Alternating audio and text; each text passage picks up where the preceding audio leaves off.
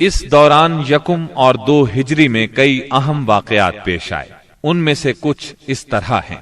اسی دوران میں قبلے کی تبدیلی کا حکم آیا۔ مکہ مکرمہ سے ہجرت کر کے مدینہ منورہ آنے کے بعد 16 یا 17 ماہ تک مسلمان بیت المقدس کی طرف رخ کر کے نماز پڑھتے رہے۔ اب حکم آیا کہ خانہ کعبہ یعنی مسجد الحرام کی طرف منہ کر کے نماز ادا کی جائے۔ اسی سال میں رمضان المبارک کے روزے رکھنے اور زکوٰۃ ادا کرنے کے احکام نازل ہوئے۔ پھر عیدین کی نماز اور صدقۃ الفطر کا حکم دیا گیا۔ اسی سال میں پہلی عید الفطر اور پہلی عید الاضحیٰ پڑھی گئی۔ اسی سال نبی کریم صلی اللہ علیہ وسلم نے اپنی پیاری بیٹی سیدہ فاطمہ رضی اللہ عنہا کی شادی سیدنا علی رضی اللہ عنہ سے کی۔ سب سے بڑھ کر یہ کہ اسی سال میں مسلمانوں پر حکم الہی سے جہاد فرض کیا گیا اور مسلمانوں کو اپنے دفاع کا حق دیا گیا۔ مکہ معظمہ میں صرف تبلیغ کا حکم تھا، اب اپنے تحفظ میں تلوار اٹھانے کا حکم آ گیا۔ چنانچہ سریوں اور غزوات کا آغاز ہوا۔ جن جنگوں میں آپ نے کسی صحابی کو امیر لشکر بنا کر بھیجا وہ سریہ کہلاتی ہے، اور جن جنگی مارکوں میں آپ خود امیر لشکر ہوئے وہ غزوہ کہلاتے ہیں۔ تاریخ اسلام میں غزوات کی تعداد 21 سے لے کر 27 تک بیان کی جاتی ہے، جبکہ سریوں کی تعداد اس سے کہیں زیادہ ہے۔ اس سال کے دوران کئی غزوات ہوئے، لیکن سب سے مشہور غزوہ بدر ہے۔ نبی کریم صلی اللہ علیہ وسلم جب ہجرت کر کے مدینہ منورہ پہنچے تو ان دنوں مدینے میں ایک نہایت دولت مند اور با اثر شخص عبداللہ بن ابی تھا۔ ہجرت سے پہلے انصار میں اس کا بہت اثر و رسوخ تھا۔ انصار اسے اپنا سردار بنانے والے تھے، بلکہ اس کی تاج پوشی کے لیے ایک تاج بنوا لیا گیا تھا۔ اسی دوران میں آپ صلی اللہ علیہ وسلم ہجرت کر کے مدینہ پہنچے اور انصار کے دونوں قبائل نے آپ کے ہاتھ پر بیعت کر لی، اور میثاق مدینہ کے ذریعے سے یہودیوں نے بھی آپ کی قیادت کو تسلیم کر لیا۔ اس سے عبداللہ بن ابی کی سرداری کے منصوبے دھرے کے دھرے رہ گئے۔ اس بنا پر اس نے آپ کی مخالفت پر کمر باندھ لی۔ ادھر مشرکین مکہ جو اسلام، مسلمانوں اور رسول اللہ صلی اللہ علیہ وسلم کی دشمنی میں جل بھن رہے تھے، انہوں نے عبداللہ بن ابی کو ایک دھمکی آمیز خط تحریر کیا۔ اس خط میں انہوں نے 2 ٹوک الفاظ میں لکھا: آپ لوگوں نے ہمارے صاحب کو پناہ دے رکھی ہے، اس لیے ہم اللہ کی قسم کھا کر کہتے ہیں یا تو آپ لوگ اس سے لڑائی کریں یا اسے نکال دیں، یا پھر ہم اپنی پوری جمعیت کے ساتھ آپ لوگوں پر چڑھائی کر کے آپ کے سارے جنگجوؤں کو قتل کر دیں گے اور آپ کی عورتوں کی حرمت پامال کر دیں گے۔ جب یہ خط عبداللہ بن ابی اور اس کے ساتھیوں کو ملا تو وہ رسول اللہ صلی اللہ علیہ وسلم سے جنگ کے لیے تیار ہو گئے۔ نبی اکرم صلی اللہ علیہ وسلم کو اس کی خبر ہوئی تو آپ ان کے پاس تشریف لے گئے اور فرمایا: قریش کی دھمکی تم لوگوں پر بہت گہرا اثر کر گئی ہے۔ تم خود اپنے آپ کو جتنا نقصان پہنچا دینا چاہتے ہو، قریش تمہیں اس سے زیادہ نقصان نہیں پہنچا سکتے۔ تم اپنے بیٹوں اور بھائیوں سے خود ہی لڑنا چاہتے ہو۔ نبی اکرم صلی اللہ علیہ وسلم کی یہ بات سن کر لوگ بکھر گئے۔ اس وقت تو عبداللہ بن ابی جنگ کے ارادے سے باز آ گیا، کیونکہ اس کے ساتھی ڈھیلے پڑ گئے تھے یا بات ان کی سمجھ میں آ گئی تھی، لیکن حقیقت میں قریش کے ساتھ اس کے تعلقات خفیہ طور پر قائم رہے، کیونکہ مسلمانوں اور مشرکین کے درمیان شر اور فساد کا کوئی موقع وہ ہاتھ سے جانے نہیں دینا چاہتا تھا۔ پھر اس نے اپنے ساتھ یہود کو بھی ملا رکھا تھا تاکہ اس معاملے میں ان سے بھی مدد حاصل کرے، لیکن وہ تو نبی صلی اللہ علیہ وسلم کی حکمت تھی جو رہ رہ کر شر و فساد کی آگ کو بجھا دیتی تھی۔ مسلمانوں کی ہجرت اور مدینے میں ان کی کامیابی سے کفار مکہ بہت تل ملا رہے تھے اور مدینے پر چڑھائی کے بہانے ڈھونڈ رہے تھے۔ رسول اللہ صلی اللہ علیہ وسلم کے بڑھتے ہوئے اقتدار اور اسلام کی اشاعت نے مکہ میں ابو جہل اور ابو سفیان کو سخت بے چین کر دیا تھا۔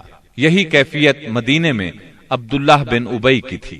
اس نے قریش کے حوصلے بڑھائے اور انہیں یقین دہانی کرائی کہ اگر تم نے مدینے پر دھاوا بولا تو یہودی تمہارا ساتھ دیں گے۔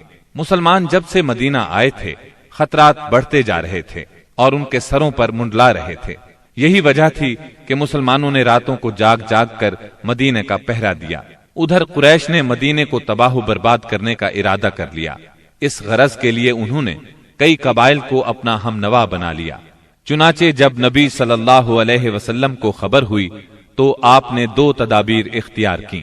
پہلی یہ کہ قریش کی شامی تجارت بند کر دی جائے تاکہ وہ مجبور ہو کر مدینے پر حملہ آور ہونے کا ارادہ ترک کر دیں۔ دوسرے یہ کہ مدینے کے آس پاس کے قبیلوں سے امن و امان کا معاہدہ کیا جائے تاکہ قریش جنگ مسلط کریں تو انہیں غیر جانبدار رکھا جا سکے۔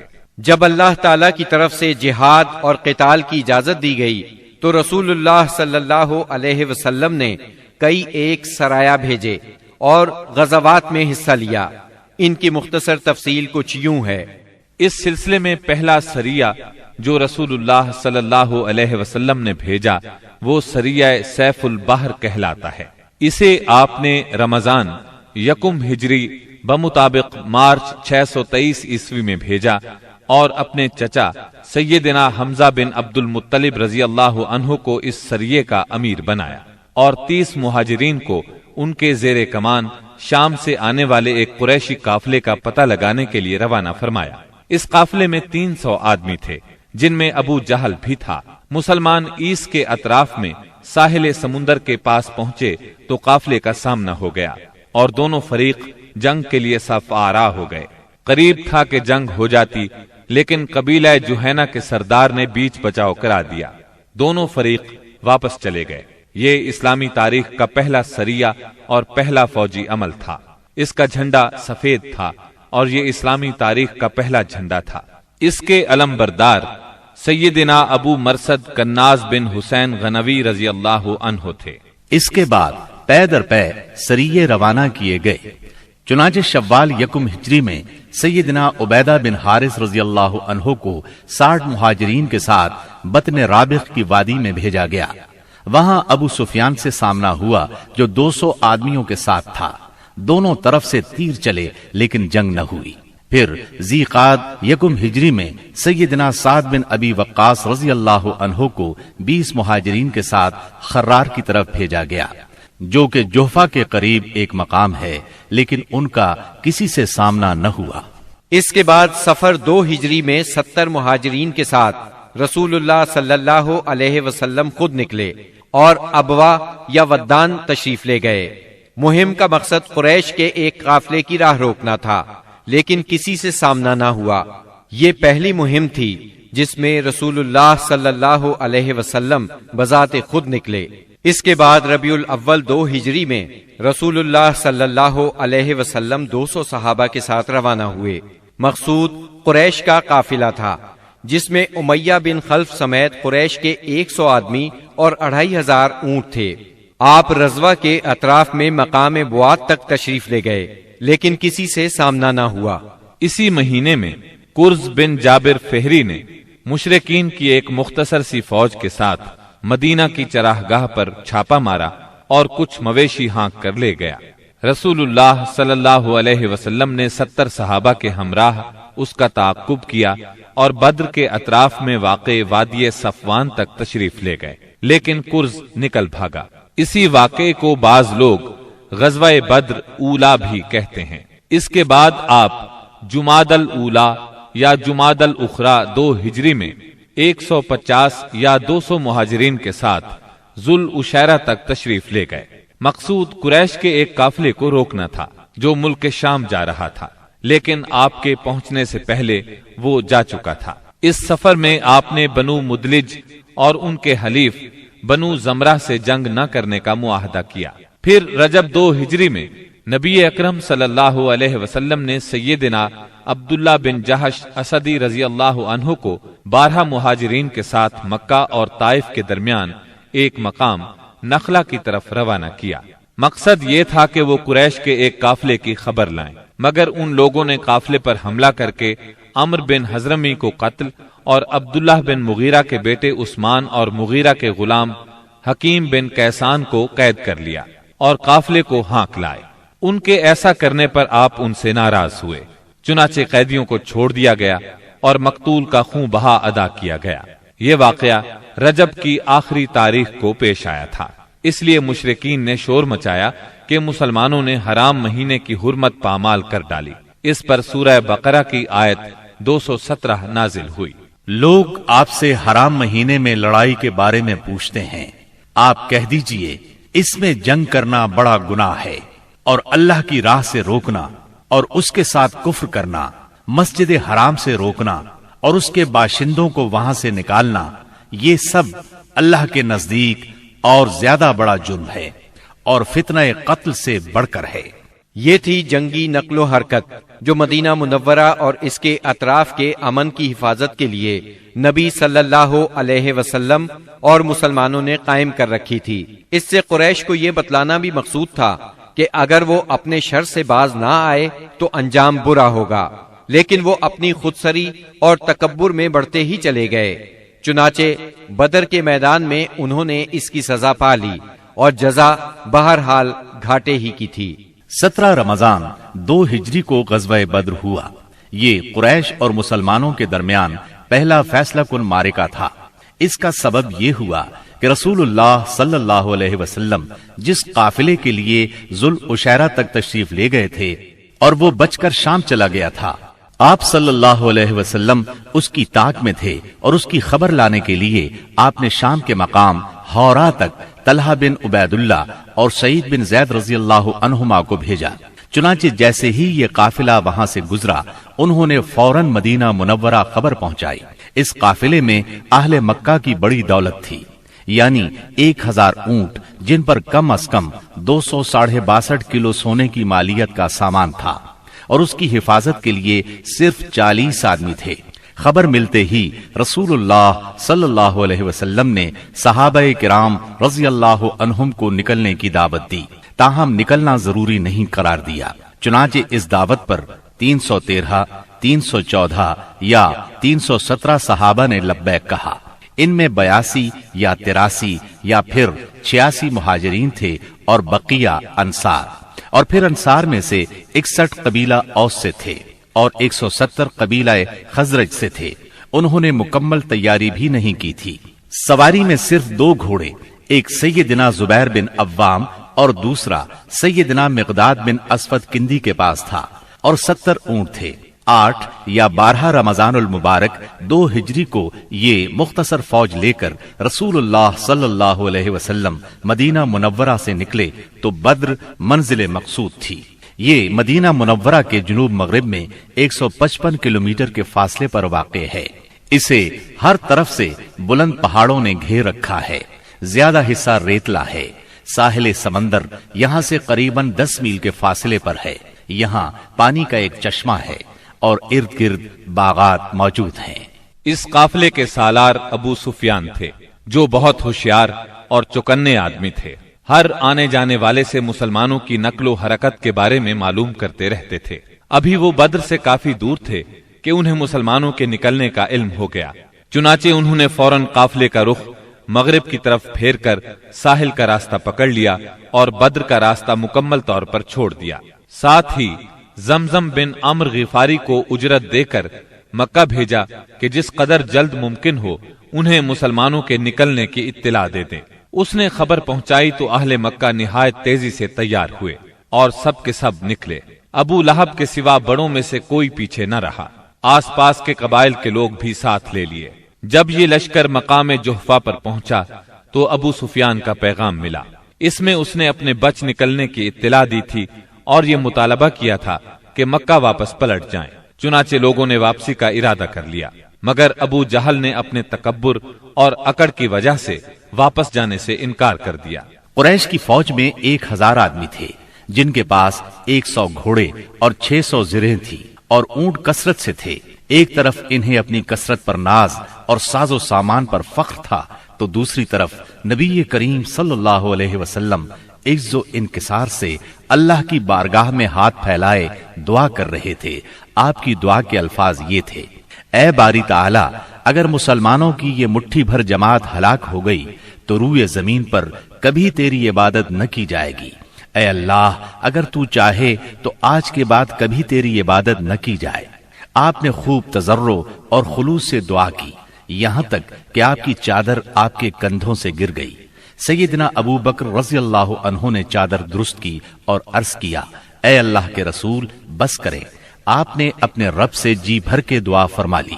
دونوں لشکر آمنے سامنے آئے تو سب سے پہلے مشرکین میں سے بہترین سالار عتبہ، شیبہ اور ولید بن عتبہ میدان میں نکلے۔ عتبہ اور شیبہ ربیہ کے بیٹے تھے۔ انہوں نے للکار کر کہا، آؤ تم میں سے کون ہمارے مقابلے پر آتا ہے۔ مقابلے کے لیے انصار کے 3 جوان نکلے، ایک اوف، دوسرے معوذ، یہ دونوں حارث کے بیٹے تھے، تیسرے عبداللہ بن رواحہ رضی اللہ عنہم۔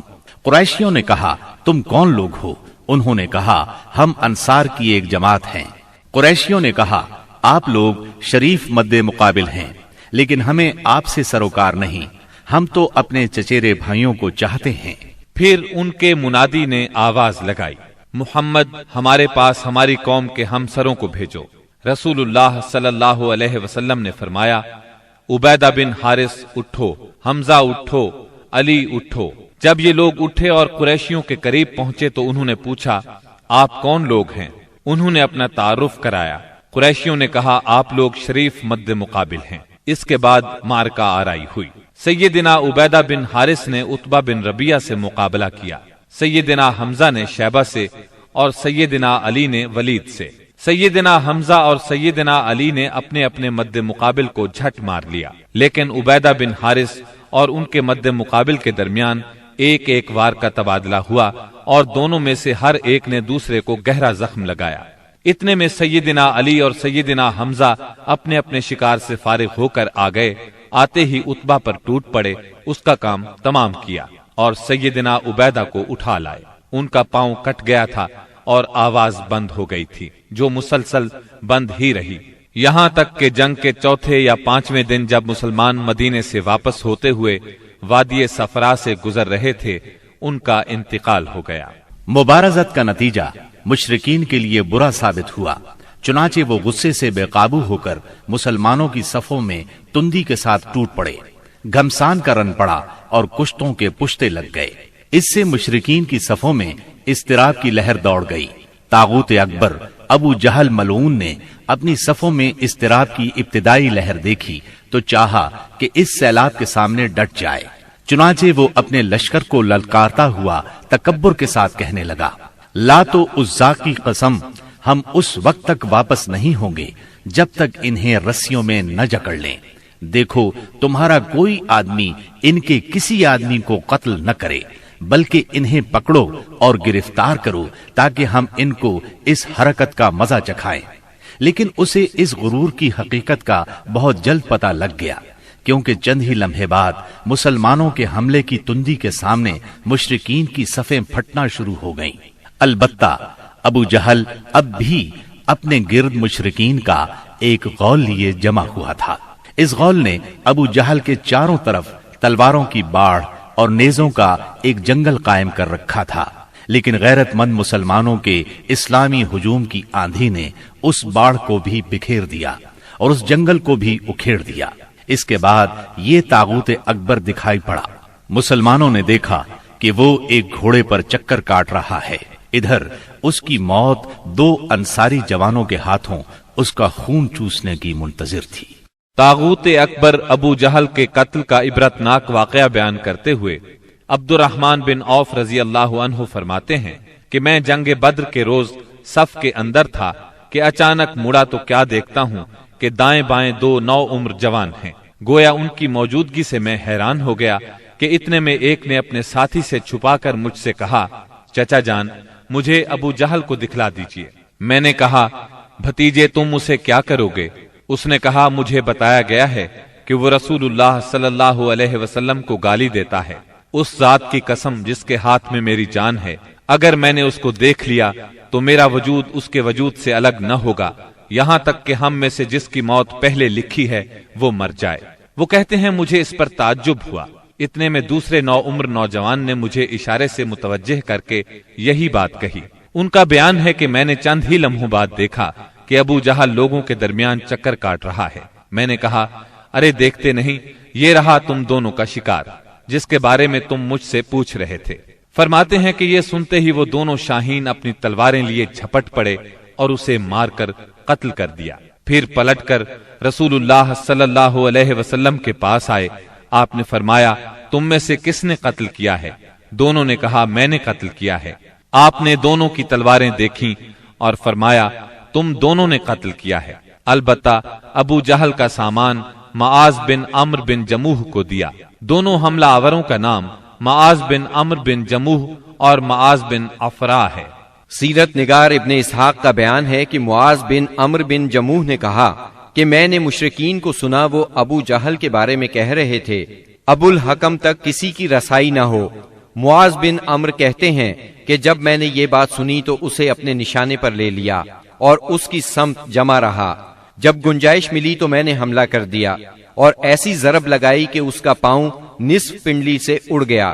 واللہ جس وقت یہ پاؤں اڑا ہے تو میں اس کی تشبیہ صرف اس گٹھلی سے دے سکتا ہوں جو موصل کی مار پڑنے پر جھٹک کر اڑ جائے۔ کہتے ہیں کہ ادھر میں نے ابو جہل کو مارا اور ادھر اس کے بیٹے اکرما نے میرے کندھے پر تلوار چلائی، جس سے میرا ہاتھ کٹ کر میرے بازو کے چمڑے سے لٹک گیا اور لڑائی میں مخل ہونے لگا۔ میں اسے اپنے ساتھ گھسیٹتے ہوئے سارا دن لڑا، لیکن جب وہ مجھے اذیت پہنچانے لگا تو میں نے اس پر اپنا پاؤں رکھا اور اسے زور سے کھینچ کر الگ کر دیا۔ اس کے بعد ابو جہل کے پاس معوذ بن افرا پہنچے، وہ زخمی تھا۔ انہوں نے اسے ایسی ضرب لگائی کہ وہ وہیں ڈھیر ہو گیا، صرف سانس آتی جاتی رہی۔ اس کے بعد معوذ بن افرا خود بھی لڑتے ہوئے شہید ہو گئے۔ جب معرکہ ختم ہو گیا تو رسول اللہ صلی اللہ علیہ وسلم نے فرمایا کون ہے جو دیکھے کہ ابو جہل کا انجام کیا ہوا؟ اس پر صحابہ کرام اس کی تلاش میں بکھر گئے۔ عبداللہ بن مسعود رضی اللہ عنہ نے اسے اس حالت میں پایا کہ ابھی سانس آ جا رہی تھی۔ انہوں نے اس کی گردن پر پاؤں رکھا اور سر کاٹنے کے لیے داڑھی پکڑی اور فرمایا او اللہ کے دشمن، آخر اللہ نے تجھے رسوا کیا نا؟ اس نے کہا مجھے کاہے کو رسوا کیا؟ کیا جس شخص کو تم لوگوں نے قتل کیا ہے اس سے بھی بلند پایا کوئی آدمی ہے؟ یا جس کو تم لوگوں نے قتل کیا اس سے بھی کوئی اوپر آدمی ہے؟ پھر بولا کاش مجھے کسانوں کی بجائے کسی اور نے قتل کیا ہوتا۔ اس کے بعد کہنے لگا مجھے بتاؤ فتح کس کی ہوئی؟ عبداللہ بن مسعود رضی اللہ عنہ نے فرمایا اللہ اور اس کے رسول صلی اللہ علیہ وسلم کی۔ اس کے بعد عبداللہ بن مسعود رضی اللہ عنہ سے جو اس کی گردن پر پاؤں رکھ چکے تھے کہنے لگا او بکری کے چرواہے، تو بڑی اونچی اور مشکل جگہ پر چڑھ گیا۔ واضح رہے کہ عبداللہ بن مسعود رضی اللہ عنہ مکے میں بکریاں چرایا کرتے تھے۔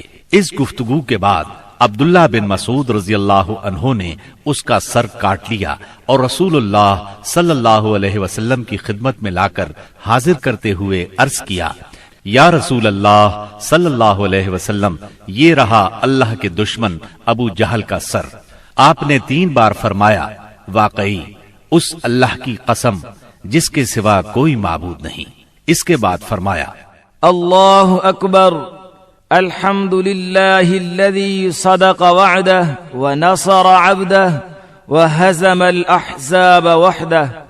اللہ اکبر، تمام حمد اللہ کے لیے ہے جس نے اپنا وعدہ سچ کر دکھایا، اپنے بندے کی مدد فرمائی اور تنہا سارے گروہوں کو شکست دی۔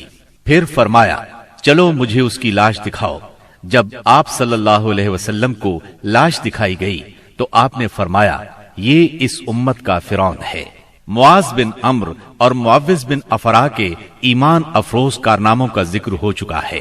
حقیقت یہ ہے کہ اس معرکے میں قدم قدم پر ایمان کے ایسے تابناک نقوش پیش آئے جن میں عقیدت کی قوت اور اصول کی پختگی نمایاں اور جلوگر تھی۔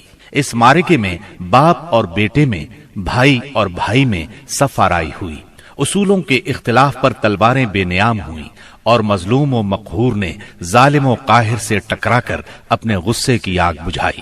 ابن عباس رضی اللہ عنہ سے روایت ہے کہ نبی صلی اللہ علیہ وسلم نے صحابہ کرام سے فرمایا مجھے معلوم ہے کہ بنو ہاشم وغیرہ کے کچھ لوگ زبردستی میدان جنگ میں لائے گئے ہیں، انہیں ہماری جنگ سے کوئی سروکار نہیں ہے، لہٰذا بنو ہاشم کا کوئی آدمی کسی کی زد میں آ جائے تو وہ قتل نہ کرے، اور ابو البختری بن ہشام کسی کی زد میں آ جائے تو وہ اسے قتل نہ کرے، اور عباس بن عبد المطلب کسی کی زد میں آ جائے تو وہ بھی انہیں قتل نہ کرے، کیونکہ وہ بالجبر لائے گئے ہیں۔ اس پر عتبہ کے صاحبزادے ابو حذیفہ رضی اللہ عنہ نے کہا، کیا ہم اپنے باپ بیٹوں، بھائیوں اور کنبے قبیلے کے لوگوں کو قتل کریں گے اور عباس کو چھوڑ دیں گے؟ اللہ کی قسم، اگر اس سے میری مٹ بھیڑ ہو گئی تو میں اسے تلوار کی لگام پہنا دوں گا۔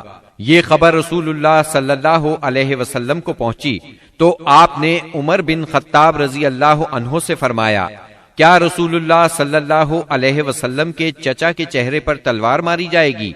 عمر رضی اللہ عنہ نے کہا، یا رسول اللہ، مجھے چھوڑیے، میں تلوار سے اس شخص کی گردن اڑا دوں، کیونکہ اللہ کی قسم یہ شخص منافق ہو گیا ہے۔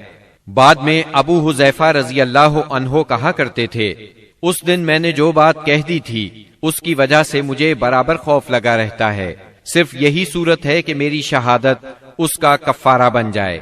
اور بالآخر وہ یمامہ کی جنگ میں شہید ہو ہی گئے۔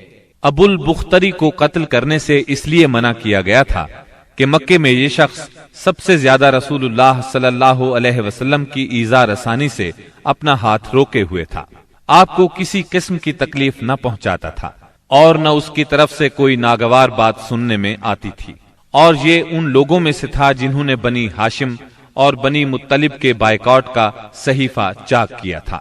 لیکن ان سب کے باوجود ابو البختری کو قتل کر دیا گیا۔ ہوا یہ کہ مجزر بن زیاد سے اس کی مد بھیڑ ہو گئی، اس کے ساتھ اس کا ایک اور ساتھی بھی تھا، دونوں ساتھ ساتھ لڑ رہے تھے۔ مجزر نے کہا، ابو البختری، رسول اللہ صلی اللہ علیہ وسلم نے ہمیں آپ کو قتل کرنے سے منع کیا ہے۔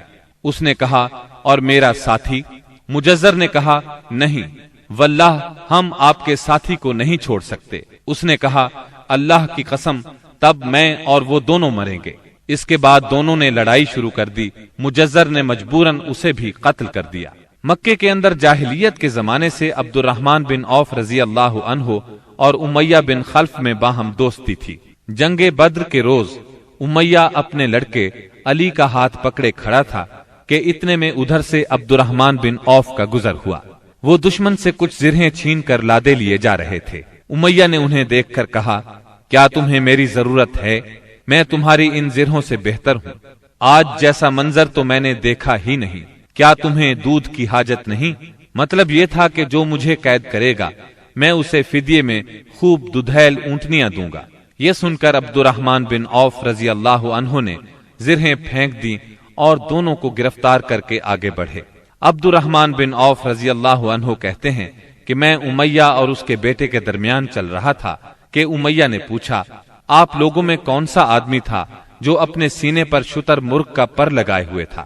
میں نے کہا، وہ حمزہ بن عبد المطلب رضی اللہ عنہ تھے۔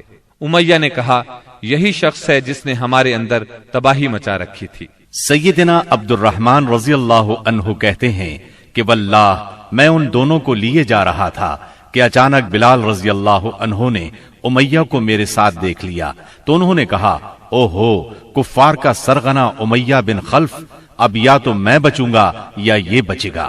میں نے کہا، اے بلال رضی اللہ عنہ، یہ میرا قیدی ہے۔ انہوں نے کہا، اب یا تو میں رہوں گا یا یہ رہے گا۔ پھر نہایت بلند آواز سے پکارا، اے اللہ کے مددگارو، یہ رہا کفار کا سرغنہ امیہ بن خلف، اب یا تو میں رہوں گا یا یہ رہے گا۔ عبد الرحمن بن عوف رضی اللہ عنہ کہتے ہیں کہ اتنے میں لوگوں نے ہمیں گھیرے میں لے لیا۔ میں ان کا بچاؤ کر رہا تھا مگر ایک آدمی نے تلوار سے اس کے بیٹے کے پاؤں پر ضرب لگائی اور وہ وہیں گر گیا۔ ادھر امیہ نے اتنے زور سے چیخ ماری کہ میں نے ویسی چیخ کبھی سنی ہی نہ تھی۔ میں نے کہا، نکل بھاگو، مگر آج بھاگنے کی گنجائش نہیں، اللہ کی قسم میں تمہارے کچھ کام نہیں آ سکتا۔ عبد الرحمن رضی اللہ عنہ فرماتے ہیں کہ لوگوں نے اپنی تلواروں سے ان دونوں کو کاٹ کر ان کا کام تمام کر دیا۔ اس کے بعد عبد الرحمن بن عوف رضی اللہ عنہ کہا کرتے تھے، اللہ بلال رضی اللہ عنہ پر رحم کرے، میری زرہیں بھی گئیں اور میرے قیدی کے بارے میں مجھے تڑپا بھی دیا۔ سیدنا عمر بن خطاب رضی اللہ عنہ نے اپنے ماموں عاص بن ہشام بن مغیرہ کو قتل کیا۔ سیدنا ابو بکر صدیق رضی اللہ عنہ نے اپنے بیٹے عبد الرحمن کو جو اس وقت مشرکین کے ہمراہ تھے پکار کر کہا، او خبیث، میرا مال کہاں ہے؟ عبد الرحمن نے جواب میں ایک شعر کہا جس کا ترجمہ یوں ہے، ہتھیار، تیز رو گھوڑے اور اس تلوار کے سوا کچھ باقی نہیں جو بڑھاپے کی گمراہی کا خاتمہ کرتی ہے۔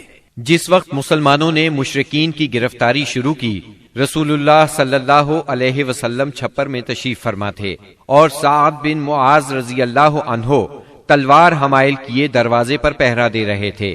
رسول اللہ صلی اللہ علیہ وسلم نے دیکھا کہ سعد رضی اللہ عنہ کے چہرے پر لوگوں کی اس حرکت کا ناگوار اثر پڑ رہا ہے۔ آپ نے فرمایا، اے سعد، ایسا محسوس ہوتا ہے کہ تم کو مسلمانوں کا یہ کام ناگوار ہے۔